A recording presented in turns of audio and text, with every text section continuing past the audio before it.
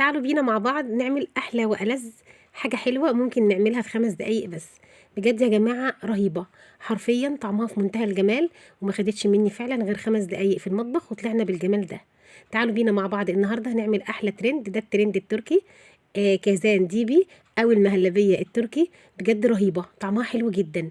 بصوا الجمال اللي قدامنا. يلا بينا بقى نشوف هنعملها ازاي، بس قبل ما نبدا ما ننساش نصلي على سيدنا محمد عليه افضل الصلاه والسلام، وما ننساش كمان نعمل لايك وشير للفيديو. يلا بينا بقى نشوف الطريقه بتاعتنا ونشوف المقادير. عندي 2.5 كوباية من اللبن، هضيف عليهم 2 معلقة كبار من السكر، ومعلقه ونص من الدقيق، هضيف كمان 1.5 معلقة من النشا، وعندنا كمان صفار بيضه. هنزل كده بصفار البيضة على بقية المكونات، وهقلبهم بقى كويس جدا كده مع بعض. وهاخد الخليط ده بقى هنرفعه كده على النار. النار عندنا هنا كده متوسطة. هبدأ بقى كده اقلب في الخليط بتاعي. اول ما هيبدأ يسخن هنزل عليه بمعلقة كبيرة من الزبدة. هنضيف كمان نص معلقة صغيرة من الفانيليا، وهقلب بقى في المكونات كلها كده مع بعضها على نار متوسطة لحد ما الخليط بتاعنا يبدأ يتقل معانا. شايفين؟ هنفضل نقلب فيه كده لحد ما نحس بقى انه هيتقل معانا كده وهيبدأ يغلي. هنشيله بقى خلاص من على النار.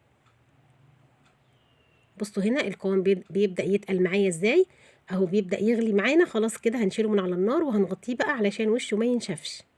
هنجيب طاسة بقى وهنحطها برضو على النار، وهنضيف فيها كده 3 معالق كبار من السكر البودر، ولو سكر حبيبات مفيش اي مشكلة. احنا عايزين نكرمل السكر، وهنوصل بقى للون اللي احنا شايفينه مع بعض ده.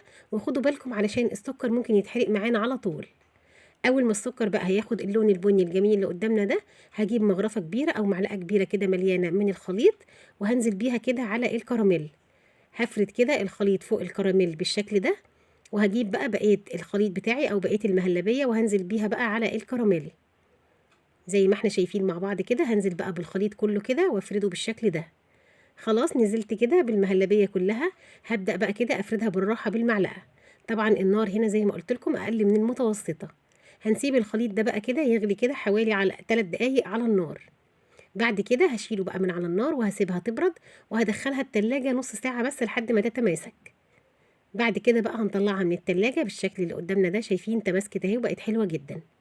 تعالوا بقى علشان نبدأ كده مع بعض نقطعها ونقدمها بقى في طبق التقديم.